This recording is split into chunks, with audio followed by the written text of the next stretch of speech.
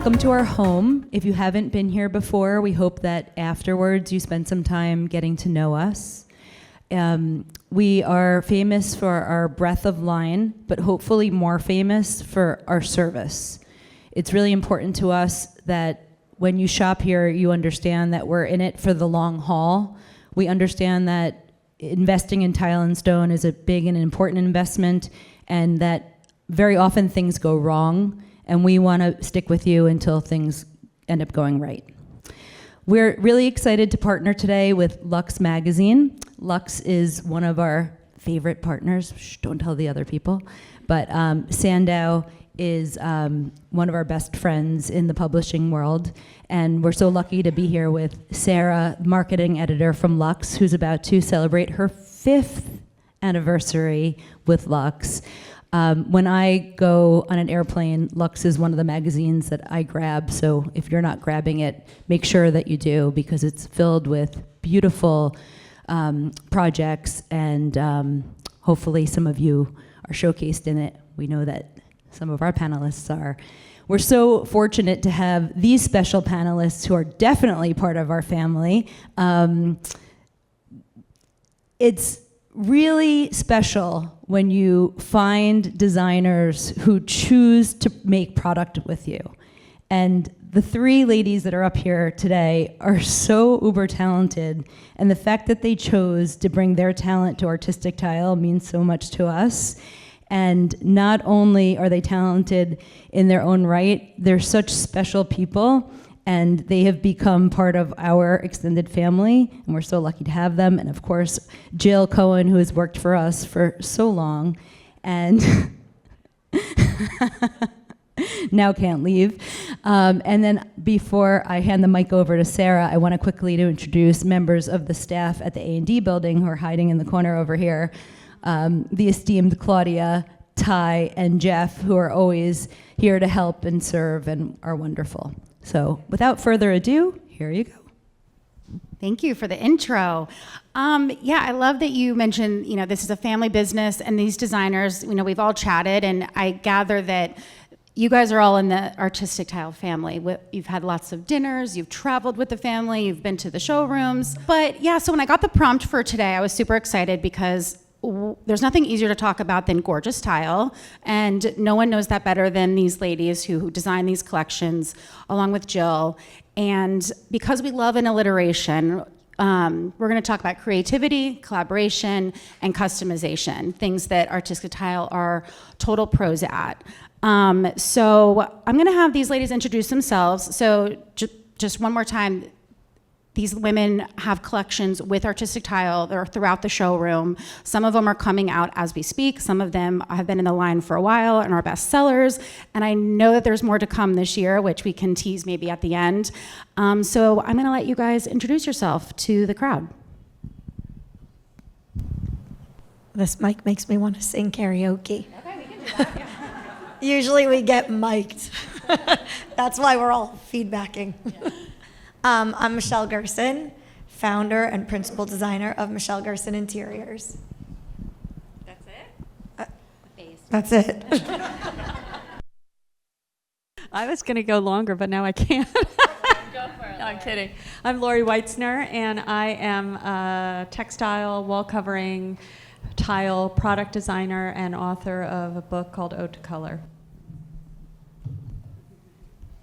I'm Allison Rose, founder and of Allison Rose New York, and I do interior design and product design. I'm Jill Cohen. I have had the pleasure of working with all of these women on their collections. I've been with Artistic Tile 16 years, and then I had a career before that for 25 years in the textile world. So you're at the brand, you're a VP of design, all the amazing tiles come through your desk and come from your brain, and I know what sets artistic tile apart from the rest of the market. It's bold, it's recognizable, you guys play with scale, but in your own words, what sets you guys apart? And a second part to that question is, what are your approach to these collaborations, and how did you decide to work with these creatives up here? In a sea of many designers in our country, how did you land on these guys? I'll tackle the second part of the question first. Some of it is just zeitgeist. Michelle has been a friend of the brand for years and years and years and is stone first always. And I think there was conversation, we should do a line with Michelle, but she was always so busy. And eventually we managed to find the time to really push. I mean, it must have, we had that conversation for at least 3 years. Yeah. And when she had the time to focus on it, it was really because she loves stone. Allison was the first of the 3 here, although we had had a collaboration with Michael Aram before that. And I think Allison met Nancy at a panel, and just Nancy liked what she did and what she said, and she said, we have to do something with you. And with Lori met Josh Levinson, our CEO, at a dinner. I don't remember. The Boy Awards. And he said, Jill, I met this woman. You have to meet her. She's just like you. And we've decided that we're sisters from another mister because of the textile thing. And so it's very easy to, get excited about working with someone who's excited about working. And that's really what happened. And I would say that particularly Allison and Michelle are real stone lovers, and Lori is a lover of all things, but we kind of approached the texture. I would say that was really what brought us together. As far as how we do what we do, I don't know. Nancy, when I met her in 2008, she was just somebody, she's a visionary, and she loves beautiful things, and I have the most fun job. I get to do kind of almost whatever I want. We don't always buy it, but any weird idea is encouraged if it's beautiful and meaningful within the realm of what we're trying to do. So if we get excited about something, we believe our customers will get excited about something. Obviously, it has to make sense, it has to be reproducible, it has to be affordable within the realm of what it is. But we just have 18 balls in the air at any one time. And now I work very closely with Zach, and we love hearing a lot of people's input. I love hearing it from the sales staff, from the designers that come in. We're very responsive to feedback as well. But it's just like everybody else, it's in the air. Such an incubator of creativity, and what I would do to see what's on the cutting room floor of does not make it into the showrooms. I'm sure that would be very cool to see. But Allison, you're the first to collaborate, and I feel like that first collection is like icon status now. I would love to learn more about how you were approached to collaborate, and also what was that design process like? I know you have background in product design, is that correct? Like, how was that? What kind of skills did you use or have to learn in the stone and tile world? Sure. So, am I echoing? When I came to do this panel, I think it was 2018 or 19, and Nancy was in the audience and just came up to me after and said, you have to do a line for us. And at that point, I had never really even known what a line was, and nobody was really doing collaborations at that time. So I said, sure, great. And then the next day they had paperwork, and it really just was a whole thing. But so the design, I would say, came easy because I had done so many custom things. And I guess that's what Nancy had seen. And then also that night, my project, we didn't know, but it was published in Interior Design magazine. So Nancy saw that. So everything kind of happened at once. But the process is, I don't want to say easy, but it's controlled, and how Jill was saying, it's passionate. So, I came in with all of these sketches that I had, and Nancy, I think, liked almost everything, and you guys really reacted, and that it's just like we all kind of uplift. So a lot of the things that they would say is, that's crazy, or what are you talking about, or nobody does that, or my whole alphabet with that first collection that you mentioned, I had like 36 letters, literally like pieces, and they were like, well, you can't sell like that. So I think that that's how the collaboration, like my mind is just so modular and mathematical that it made sense for stone. And since that, the 3D stuff we developed, I think it's a lot of like, I have these ideas, I sculpt them out of clay, I do it in wood, out of paper, and then we just translate it together into stone. It's such a beautiful collection, and I can't wait to see what's next. And Lori, Lori is a fantastic textile designer, beautiful wall coverings. She uses so many amazing natural materials in such cool ways. We saw her in Paris with this wall covering that was made of magazine scraps. And as a magazine editor, we were like, okay, we're gonna cover this in our office. We need this right now. But you really think out of the box. And I'm sure Artistic Tile was so thrilled to have you as a collaborator, because you do come from a different world. You are a textile designer, whereas these ladies are, interior designers. So on our call, you mentioned that you were really excited about, I think you called it a toolbox. Like you had to kind of learn a new vocabulary of design, even though you're very much embedded in the design world every day. But tell us about that and kind of what the learning curve was like for you. It's still a learning curve. It's been so much fun, and I have to say to Jill that none of these beautiful things we developed would have happened without you. I came in with all these millions of ideas, but I did not have the vocabulary of stone and tile. In fact, the first time we went to Secaucus, and if you haven't been there, you should go. They took me in the back where all the slabs were. I had no idea of what the materials were you had to work with. So there's the materials, then there's the techniques that you can, and the techniques can be ancient, age-old, or they can also be super modern techniques. All of this I had no knowledge of whatsoever, but Jill did. And she'd come to my studio and we'd look through my textiles or my wall coverings and we'd pull to the side, and just things evolved. What I loved the most is the collaboration of, hey, why don't we try it this way? And as she would say that, I started to learn what those things actually mean. And the idea of what we've been trying to do, and I love this because I'm looking at these two front and center, is have things that are hard actually look soft, look tactile, look textile-ish. And that's a challenge. It's a great challenge to have, and I think we've been successful with it. So it's been fabulous. I should have mentioned that we have this beautiful slideshow of all of their collections rolling in the background. And please, when we're done, go around and look at these in person. I'm getting to look at, I love this design. It looks like something that was discovered in, I don't know, it could be in ancient Egypt, the way that it's so detailed, but it does look soft. It looks like lace. It's incredible. And Michelle. So I'm sure all of you here went to Kips Bay, which was so fun this year, and I'm sure you either saw it firsthand or saw it on Instagram. It was everywhere. The bar upstairs, the black kitchenette right off the main dining room.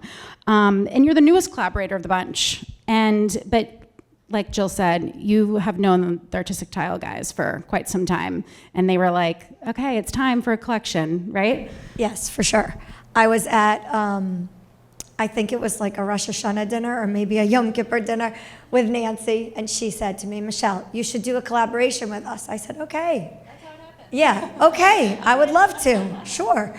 And then some wine and yeah, and then like Jill said, it just took a long time because also being a creative person with ADD, it's hard to like get someone to like sit down and really focus on something when you have so many balls in the air. But we actually did start working on it right after she said it to me. We in the office started to like do things, and then it would like sit for a little while, and then I would see Nancy or Zach or Jill, and they would say, when are we having a meeting? When are we having a meeting? So we finally had the meeting, and when we came to the meeting, I think you were kind of shocked because we had all of our tile designs. We had it in different colorations and different marbles and options, and we had put it into renderings and all that stuff. And Zach like looked at it. Jill definitely was like, okay, we need to work here. Zach was like, it's done.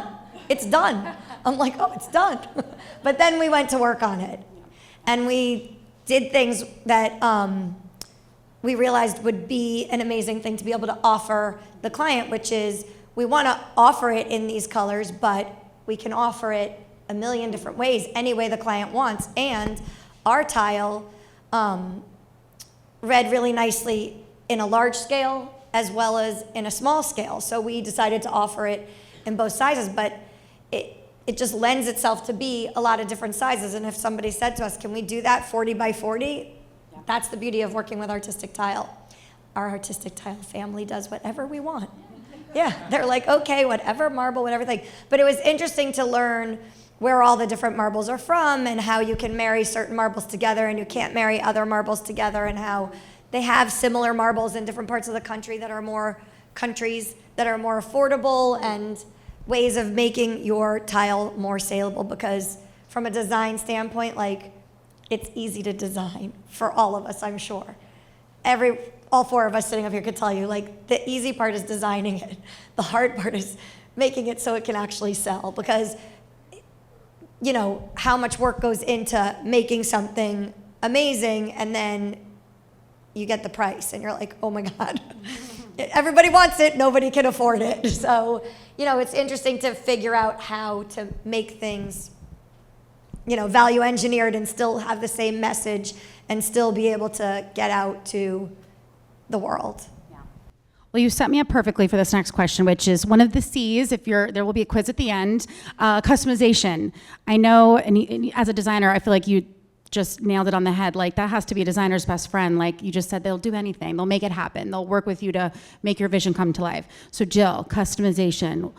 What are you guys offering? What are the possibilities for someone who may not really know how far they can work with you on their vision? We as a company have always had a certain level of customization. Initially, when I joined 16 years ago, it was primarily mosaics. And mosaics are pieces of cut material that are then put on a mesh. We're able to make mosaics at that time with straight cuts, meaning squares, diamonds, rectangles, hexagons.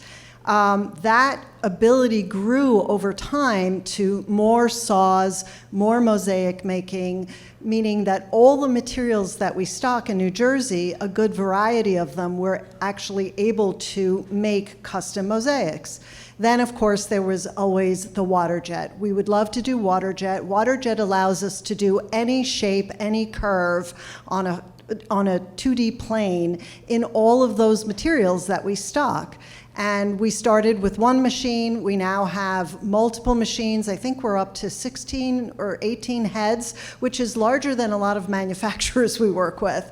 And so we can make for people most of our stocked products in water jet or in mosaic in other colors, in other sizes, in other finishes, because we also have the ability to refinish stones. And we recently just put in a slab finishing line. And so some of you have already maybe gotten leathered or a polished slab honed or something like that. And we are buying more heads or tools to be able to do other kinds of textures on our finishing lines. The other thing that we have just in the design department, which has helped a lot for these ladies, we have a CNC machine for sampling. And so we work in this gorgeous purple foam, and we're able to really visualize three-dimensionally things that have layers and textures in ways that we were never able to do. So that's next for you, Michelle, some 3D. And Allison, since your line has been out for a couple of years, speaking of customization, have you seen your tile used in like really cool ways that you were even like, oh my God, I never thought of it that way? So I think when it first came out, that first year, before it launched, I think. Euclid. Oh, yeah.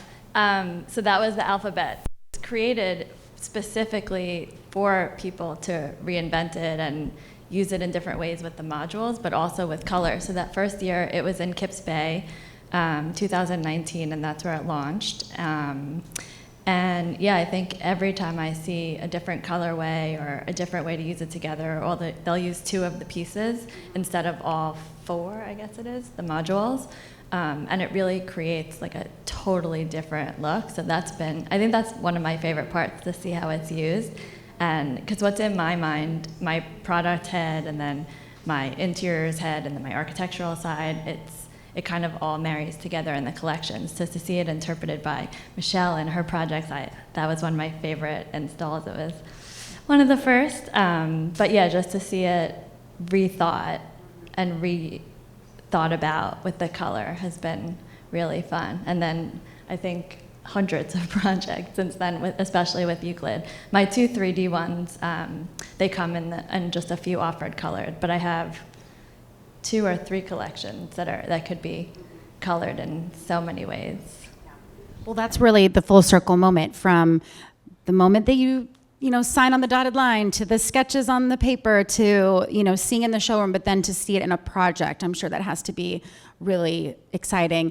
Do you have any pipe dreams for how you would use it? Like do you see something and like a designer using it and think, oh, I could do this? What's going on in your mind when you see that? I think, so my favorite way to see it, any of my collections, is not in bathrooms and kitchens. So there was one, I think it was in LA, and it was in a dining room, and it almost looked like a wall covering. It was like how I would see your pieces, but just wrapping the whole place. That was really amazing. Or as on a bar front, or just, there's so many ways that people have used it in entries, but really more as a surface covering, when I think that tile was really thought about for wet areas for so long. I mean, you could put it as a rug instead of a rug. In different climates, it's better than actual soft surfaces, and you can get that pattern, you can get that color. So it's just using it on every surface in a different way has been really interesting. I know it's a dirty word, the word trend, but I mean, I think that in the past few years, marble and stone have just, it's everywhere. It's in accessories. Like you said, it's outside of these wet spaces. Michelle, I know you're a queen of stone and marble. Do you co-sign this? Are you seeing this yourself, of course, in your own work? I definitely am a lover of stone. I like to get stoned. Just kidding. And I have always used marble in any way that I can because I find it really inspiring. I think that something coming out of the earth that is that beautiful without human hands touching it is like something so inspirational and incredible about it, that you don't really need people to make things that beautiful, and you can appreciate natural beauty. So that's always been like a very driving force in my attraction towards stone, marble, and all that stuff. And it is very trendy right now, but I don't think it's going anywhere. No, of course. I don't think it's going out of style because really, it's been in style for, go back to ancient history. Right. It's like people were on their hands and knees making mosaics. This is, and it's an art that hasn't been lost, which is pretty incredible. I think the trend is more about the color, colored stone, which we've always done. But I think that's what we're seeing as the trend, but we've done. But I think that the world got, we started out with these little mosaics and these people, making these teeny tiny things with their hands and not machines. And then the world got so, supersized, and tile got big and shiny and plain and solid, and the world got very vanilla. And now, I think in the last 10 to 15 years, and even more so now, people are looking for things like something that has texture. We're bored. We're bored of looking at everything so clean and minimal and simple, and people want something more exciting. Tile is a commitment because you put it in and you can't take it down the way you can your drapes or your throw pillows or your wall covering. Stone is there. You need a jackhammer to get that out. I think that's also what's so rewarding, what you had just asked, because when they commit to one of our patterns, it's you really are, they picked it out of so many things. It's such an amazing, at least I feel so just grateful every day that I see that like you say, they came to artistic, but then on top of that, there's thousands of things out there, and then what you pick is really just special. The highest compliment, I'm sure. Highest. Lori, we were just saying that I feel I think I'm due to your showroom soon to see what you're coming up with on the textile side, and you wax so poetically on the design process, and you're a true artist. And I'm lucky to hear you speak so much on the textile side. So selfishly, and for everyone here too, I would love to, have you share with us what your design process is like when you are approaching tile versus the textiles. I'm not sure there's that different a process from in the beginning. In the beginning, it's conceptual, and these guys are interior designers. I am not. I'm designing product that these guys will use. And when I think about what you just said, which is that these things you can't change them like you can reupholster a sofa. For me, it was about how to design tile, stone that was a statement, that had an impact, that was emotionally resonating, but wasn't so over the top that you might get tired of it in 2 years, because this is a really big decision. And that's my approach to my products that you know from my other worlds, from textile and wall covering. It's for better or worse. I don't do a lot of super big statements, super bright colors, super graphic. There's usually a nuanced or subtlety, a romantic, organic, feminine, kind of, I don't even know, timeless. My colors are really nuanced. They're not just boring, but their combinations are very intricate. And so for me, it's about coming up with the concept, coming up with sketches. We hand draw, we paint, we potato print, we do all kinds of play in our studio, which you've seen. And then we'll meet with Jill. We'll hone in on the designs that she feels the most potential. We'll brainstorm techniques, which usually I'm like, what is that again? Well, we can do this and this and this. Then I don't hear from her for a while. And then every once in a while, I'll email her and say, anything happening, Jill? And Jill will be like, not yet. And then all of a sudden one day, out of the blue, I'll get a text with like 10 images, because she's in India, and she just got these off not the loom, what do you say? Off the Quarry? And she'll be like, what do you think? And I'm like, oh my God, these are amazing. So that's kind of the process. And then once we finalize the design, which won't be any different to you, then we need to decide on colors. And I'm spoiled in my world of wall covering and fabric or passementerie, because I can do lots of colorways. But here we have to be very, very, specific and curated. So that's a little bit of a challenge. But I've got some pictures for you, Lori. Can we see them now? No, I'm just kidding. No. But Lori, this Lola collection just came out last week, right? Yes. Can you tell us you always have such a great origin story, and you're a great marketer and a great storyteller. What's the story with Lola? I'll tell you what the story to Lola is. It came from the beginnings of a textile that we haven't even put in our collection of textiles for Weitzner. But I went to visit, has anybody been to Alhambra in Andalusia? Okay, so those who have, you know what I'm talking about, and those who haven't, go online and just look at pictures.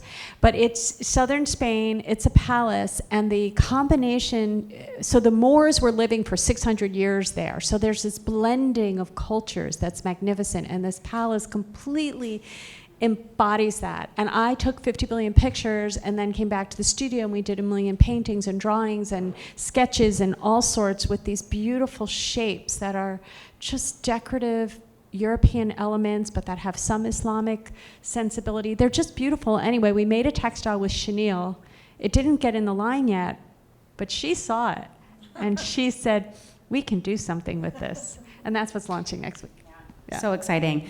Well, I'd have to have you two ladies as well. Like Game On, what's the inspiration behind Game On? It's so playful. I mean, the name gives it away, but tell us how you came up with that really fun line. The collection actually is rooted in history. Like, we look at lots of things from the past, and from all over European countries, and we sort of tried to make a play on something old, but giving it a new edge. So like a checkerboard floor, but instead we made it into like a rectangular soft shape that slides across the floor. And then the names kind of came out. And like, I don't know, one night I went to bed and I had a dream. And in my dream, I was putting up wallpaper.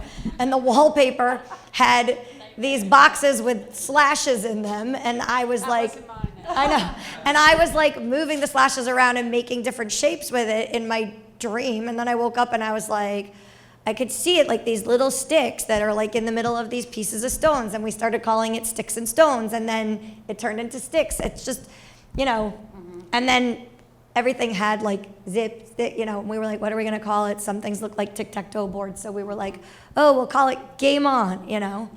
And It's a I'm blast. playful, so it's No, it's you. playful. Yeah. And Allison, I feel like you launched this green thing. I mean, like, tell us about the impetus for some of your designs. Any great little? Did you have a dream? Did you wake up in the middle of the night and sketch something out? Usually the dreams are worries about interior design and what I'll have to be installing. The tile's fun. I think, well, the names are funny because I think somebody names them and I never end up using the name. Like at first, Nancy will be like, oh, let's call it, remember Minerva?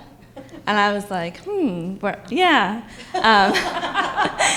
And then, I also reference a lot about math and science, and I think that a lot of the names of the collections kind of stemmed from that.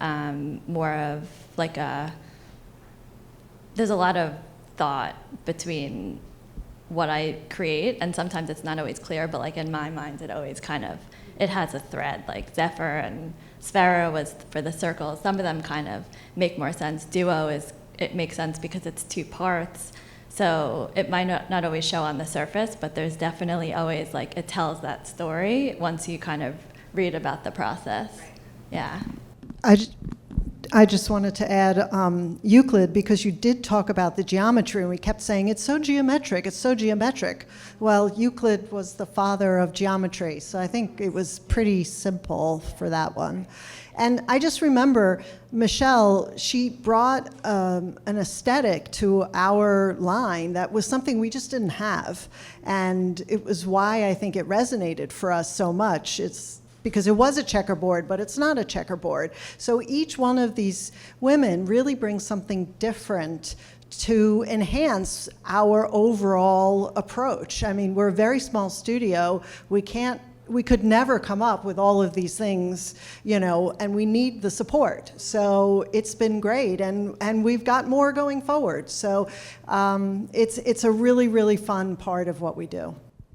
Yeah, with that, Jill, you mentioned on the call that, like, you said these collaborations are really important to the business. It's like a really, it's an investment. And tell us more about that, because you guys could just crank out tile on your own, and which is beautiful. We're surrounded by it, but why the importance on these? I mean, I think the main thing is it just enriches our perspective. Each one of them has a completely different approach to how what their design is. I mean, when I saw what Michelle did at Kips Bay, I was totally blown away. It was incredible, the attention to detail, and she made a product that we thought was kind of cool but very simple, so beyond whatever I could imagine it could be, and that's why we want to work with her.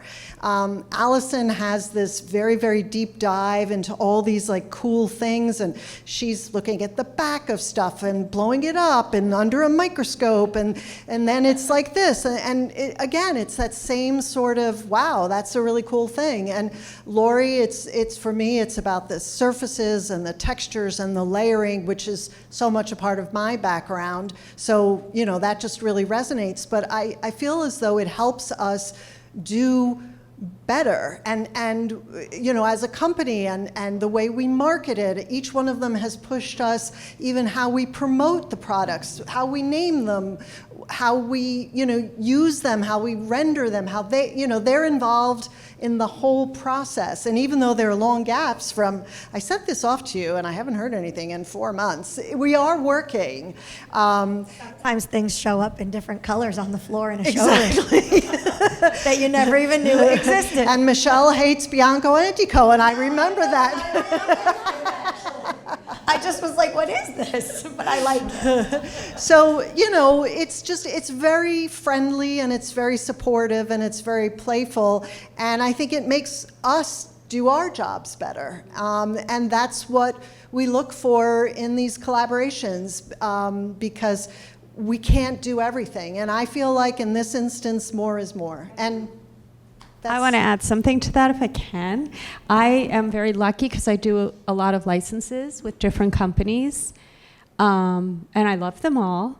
And I'm not just saying this because I'm sitting in the Artistic Tile showroom, but what an amazing company Artistic Tile is. Not just, we've talked a lot about our collaboration with Jill, but the whole company, it's so professional. It's so kind and responsible and efficient and pleasure like capital, and I'm sure you guys will agree, to work with from beginning to end. The marketing department, every salesperson I've ever met, like, it's just all really, and I can say that because I have experience and comparisons that this is one of the top. I agree. I also think that like one of the best things about being able to collaborate is that as a designer, like we sort of look at stuff all the time, we see stuff all the time, and we always want new stuff. And there's always a hole in the marketplace. Like there's always something that's missing that we need, you know? And like being able to actually go to a company and design it and then have Jill send you an email with 10 pictures of it in 10 different colors, really fast, by the way, really fast, is an amazing, opportunity for any designer. So like any designer that wanted to even work with them, not maybe on a collaboration that they sell in the store, but just on a project they're working on, they're able to do that, which is such an incredible resource to like be able to design something and give it to them. They throw it on their water jet machine and then you have it on the floor and your clients, and to be able to offer our clients who are high-end clients something so customized, so special, they're the only people in the whole world that have it this way, is like such an amazing thing to offer our world. I think that's also what a lot of people ask me. They'll message me, they'll see me out, and they'll say, how did you start, all that? And it really, for anyone that wants to do it, like, you guys will make anything. And if it works and it's great and it can sell, I mean, they're thrilled. And then it leads to other things. For a price. For a price, yes. But it's really amazing because some of the ideas. Figure out how to make the price work if it's a good design. We do want to say yes, and we try to say yes to everybody, but sometimes it has to change. I just want to add one more thing. Maybe, Michelle, you haven't seen that yet, but we pay our royalties regularly. They do. Buy that tile. No, it's a great takeaway to just because a designer comes in and they don't have a collection, like everyone's a collaborator. It sounds like when they walk away from the showroom, whether they change the scale or maybe change a color, like it can be theirs. It's still yours, but it's theirs. And so everyone has like skin in the game and they can walk away knowing that they created something special. Someone said the word zeitgeist. I think it was you, Jill. It's our favorite words at Lux when we're thinking about what to put in the magazine. Zeitgeist. In the zeitgeist. And I just, because I have all of your ears and attention, is there any like color or era or design time in the history or anything that's kind of exciting you, motif or style, just what's in the era in your worlds now that it's summer and we're traveling and getting out of the city a little bit more? Warm. Definitely warm. Definitely pops of red, which I think I've always done. Like, for some reason, I look back at pictures and my nails are always red. It's very odd. And I wear a lot of white because then it doesn't, do you do that? Because it doesn't reflect color onto what you're looking at. Yeah. You wear black, okay. Black or white. But definitely warms, browns, old world things like I can't stand, and that's what's taking quite a long time to figure out how to do. But when things look too new, it's like when you walk into a new building, it just doesn't feel like it has that presence or that just a feeling. So I like things that are warm and worn.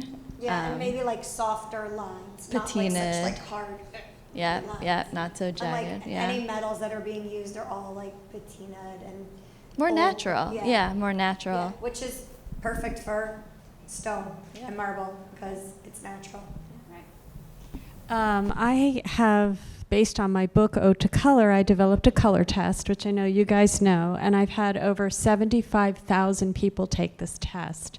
And it's fun, and it's free. It's 18 questions. You can take it. It's online. I worked with a psychologist on it. Anyway, I have all the analytics, which is fascinating, the changes that happen pre and post COVID. And so without giving you a 2-hour lecture about it, I would tell you that what's the major shifts, because these color worlds aren't just about color, they're what these colors evoke and how they make us feel in a space and how they evoke, connect us to things, is the worlds that are showing up now in big time are very different to the ones that were the winners, so to speak, the most popular pre-COVID. And the colors that are showing up now are the ones that are the most connecting to nature. They're the ones that are more familiar. And the analysis I have is what people are longing for right now is connecting to nature because it's all about healing. And the colors that are familiar and comfortable because people don't want any surprises right now. We're a little bit traumatized, and we need calm. So those and those are the worlds that have come up. I didn't create those people. I didn't make those people answer those questions. So it's really, really interesting and related to pattern.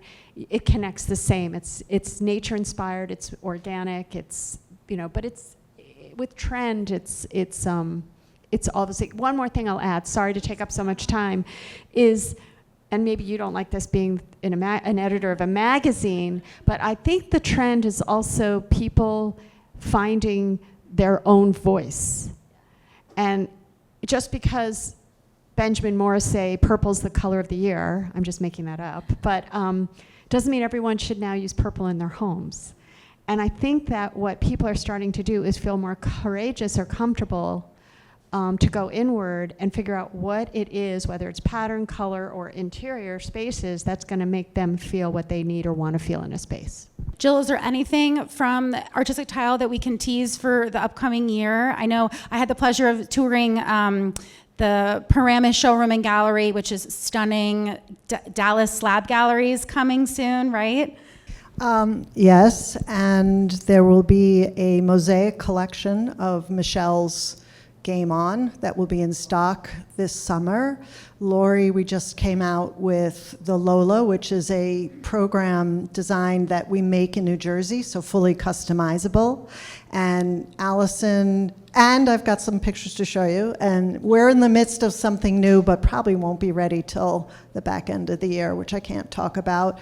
But everything else I think you've mentioned, and if I've missed something, guys, I'm sorry. Well, thank you, ladies, so much for your time and your expertise, and thank you all for coming on this beautiful A&D Market Day.